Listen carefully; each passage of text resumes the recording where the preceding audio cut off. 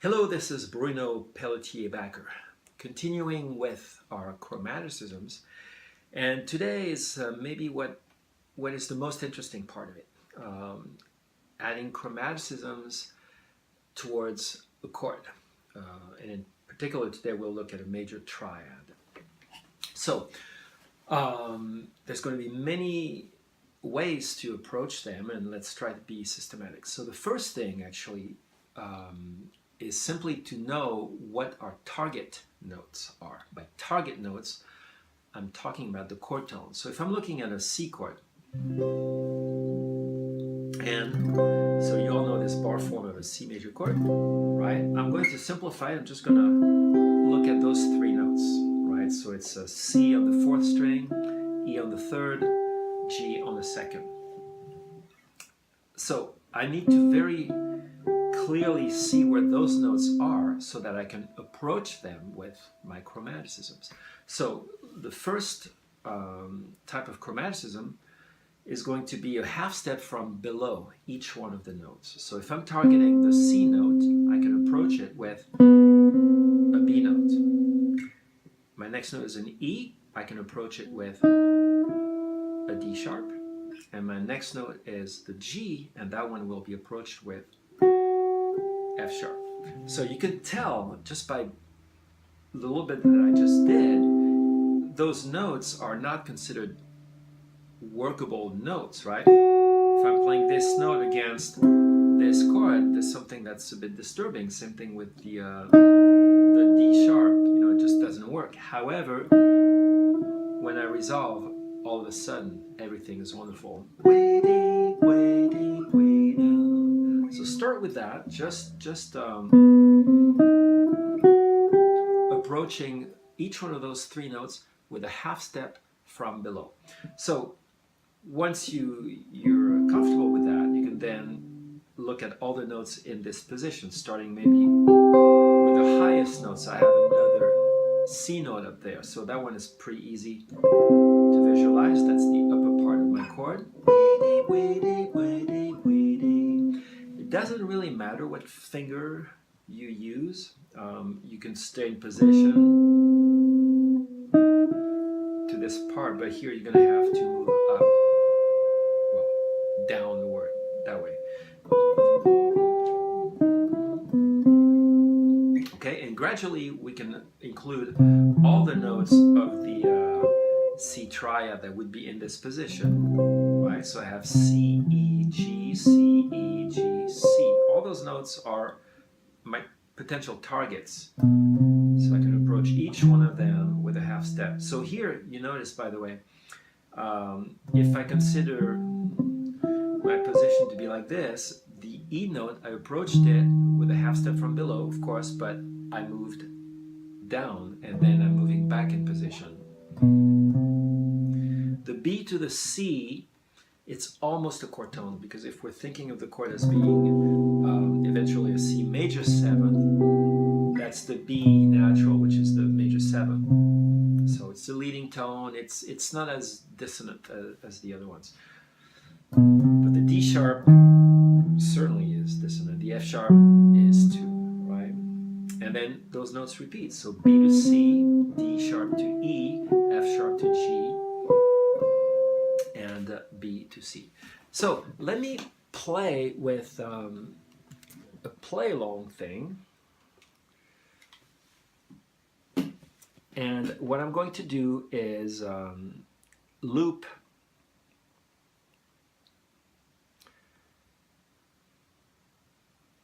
a major 7 chord. So I have a C major 7 chord that's going to be looping.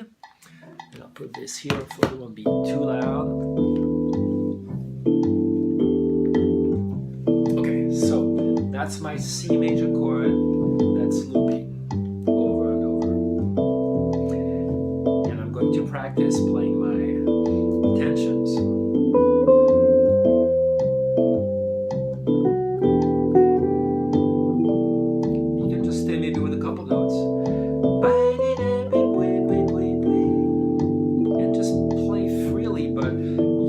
Principle of approaching your chord tones with our half step from below.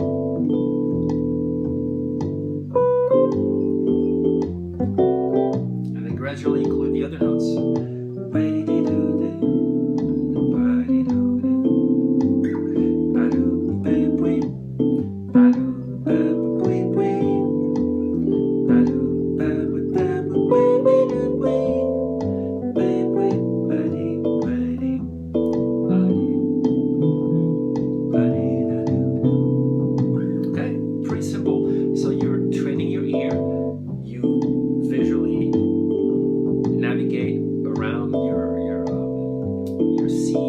Major Triad shapes, and then you're starting to create some music. Now, instead of using just a half step from below, we can actually use 2 half steps,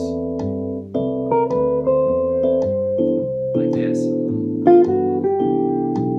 So now I have 2 notes that don't belong, or that that are part of this chromatic passage.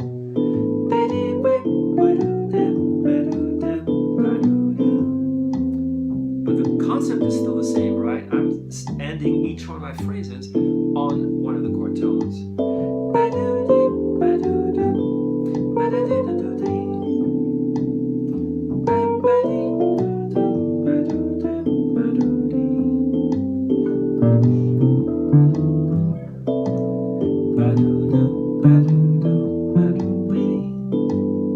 What actually happens here,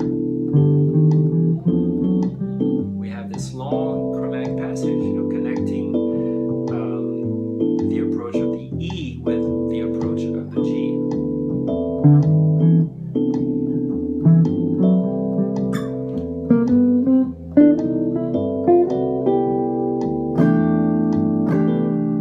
Okay, so that's our first approach. Half step from below. Let me stop this thing. Okay, so now we're going to approach our target notes from the other side. So instead of using the notes from below, we're going to use them coming from above. So starting with a half step. So I'm going to go now from a C sharp to a C, and then G sharp to G, F to E.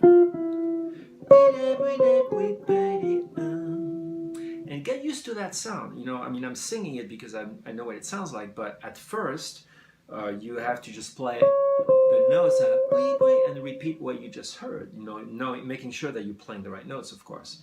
So,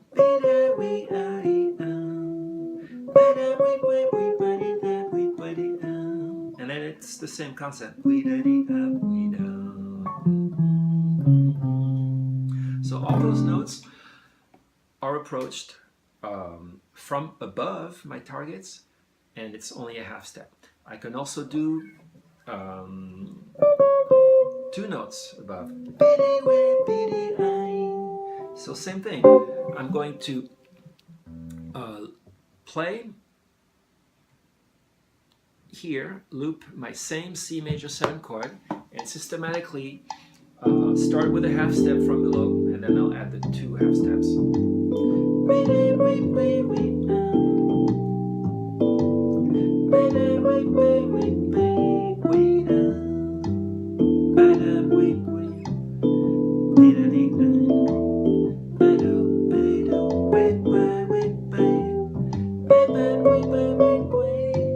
Okay, so you're coming up with interesting sounds, even though we're simply looking at the notes of that C major triad.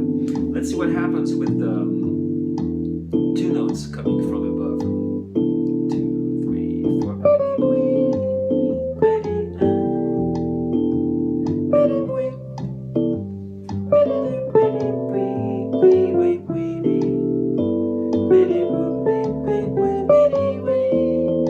Okay, so you get the idea. And you could, of course, mix notes coming from above, notes coming from below. You can already have something that's going to sound somehow disorganized, but you're still targeting your chord tones. So that's the important concept here. The next thing I would like to show you is something that's that's often referred to as what do they call it? Encircling the notes. The idea is I'm still looking at my chord tone, but what I'm going to use now is a very specific formula. I'm still going to stick to the half step from below, so that part does not change. However, the note coming from above is going to be diatonic, meaning it's going to be the next note in the scale. So if I'm encircling my C note, and for now let's just hit the C note first, we'll go to the next note in the scale, which is going to be the D, and then we'll go a half step from below the C. Okay, so I'm playing all those notes around my C note. For the F note, so I'm using the same approach. So the next note of the scale is going to be F, which actually in this case is just a half step up.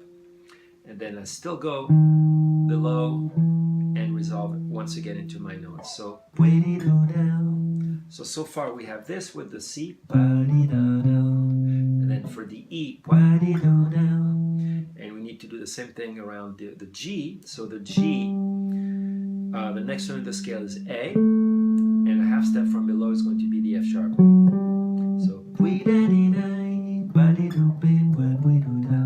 So that's what I have. Encircling the C, encircling the E, encircling the G. And then you continue with the same notes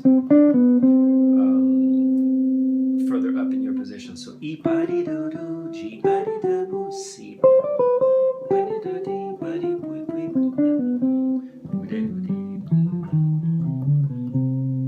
okay, so I'm going to improvise with, this is never working the way I want it to work. Okay, here we go. So this is my same C major chord, unless I messed it up. And I'm going to do now what I just demonstrated, but in time, meaning I'm just going to make it feel right.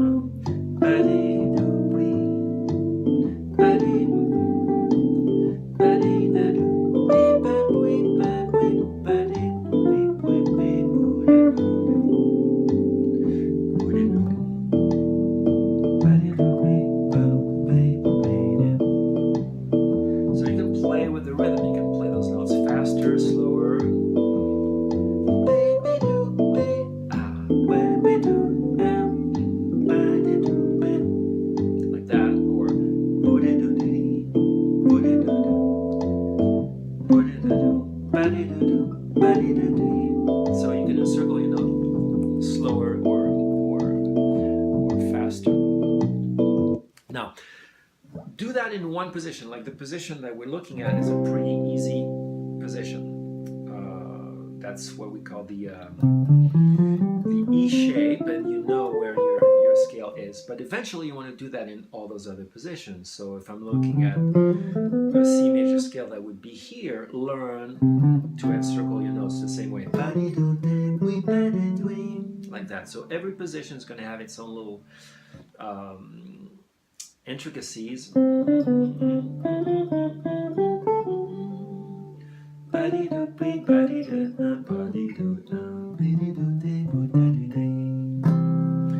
Okay, so do that in different positions. Get your ear used to hearing those notes, and the more you hear them, the better you are able to sing them, and the more you sing them, the better you'll be able to hear them. One last pattern I want to show you. It's very similar to the one we just did, but instead of starting with the chord tone and then encircling it, we are going to simply encircle the note and resolve at the end into the chord tone. So instead of going like this, I'm going to go so I start with the diatonic note, come back from below and approach into to the half step. So around the C I have this, around the E, around the G, and then it repeats.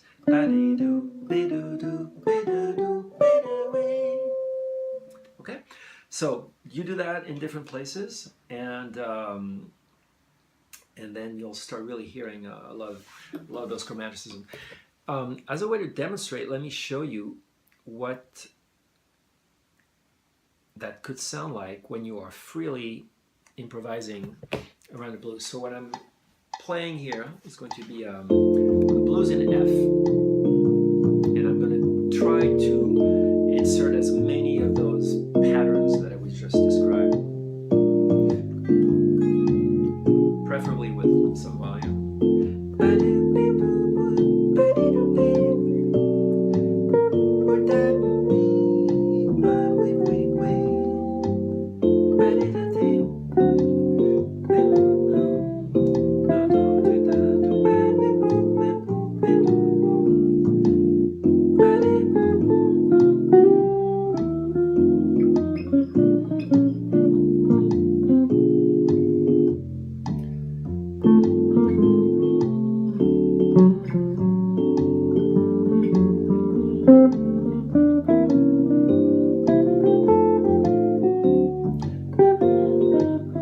So if I think F, that's my B flat, F again, right, here's B flat,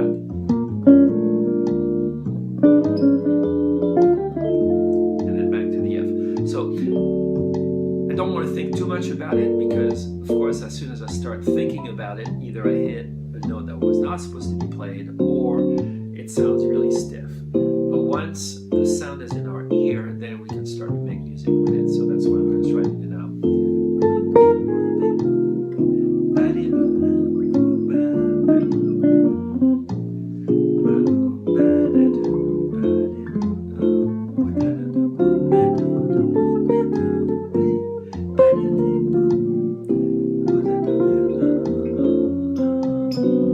And then you can use any kind of chromaticism you want to do. So I think you get the idea. I can stop this. So practice systematically approaching all the chord tones the way I showed you, and little by little you'll start making music with that. Okay, so let me know if you have any problems or questions, and otherwise I'll see you pretty soon.